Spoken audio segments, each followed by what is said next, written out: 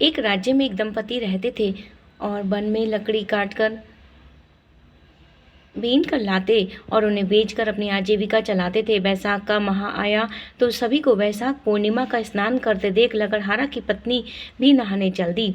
इस तरह वह प्रतिदिन वैशाख स्नान करने लगी। उसका पति प्रतिदिन लकड़ी का गट्ठर बनाकर लाता, तब उसकी पत्नी उस गट्ठर में से एक लकड़ी प्रतिदिन रख लेती। तब पूरा माह खत्म हुआ, तब उस पत्नी ने जितनी लकड़ियाँ एकत्रित की थी उसका गट्ठर बनाकर उन्हें बेचने निकल पड़ी। जाने से पहले उसने ईश्वर का नाम लिया, तभी उसकी सारी लकड़ियाँ चंदन की लकड़ियों में बदल गईं। वह जहाँ से गुजरती चंदन की खुशबू से सब महक उठता और वह राजमहल के सामने से निकली तो राजा को चंदन की खुशबू आ गई, महक आ गई और उसे बुलवाया और कहा, इन लकड़ियों का कीमत क्या है।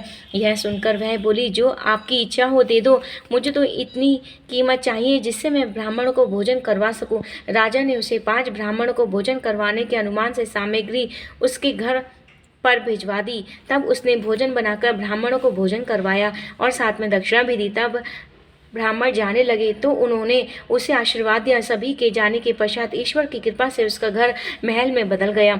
दूसरी ओर पति को आने में देर हो गई, लकड़ियां बिकी नहीं। अब तो महल में 36 प्रकार का भोजन बनने लगा। जब पति वापस आए तो आश्चर्य करने लगा कि मेरी झोपड़ियाँ कहाँ चली गई। वह दौड़ा दौड़ा पड़ोस के घर में गया और पता किया कि उसके पड़ोस में रहने वाली स्त्री ने कहा, तुम तो केवल लकड़ियां बेचते ही रहते हो, तुम्हारी पत्नी पूजा पाठ करती है, वैशाख स्नान करती है, ब्राह्मणों को भोजन करवाती है। पति वापस घर आया, तब उसने पत्नी भी बाहर आई और बोली, अरे आप आ गए, यह आपका ही महल है। यह सुन पति को क्रोध आ गया और वह बोला, तूने किसके घर से इतना धन चुराया कि और कहाँ डाका डाला है। पत्नी ने शांत भाव से कहा, हे नाथ, मैंने वैशाख स्नान किया था, बड़ पीपल पर जल जलाया और उसका पुण्य प्रताप है। सारा वृतांत उसने अपने पति को कह सुनाया।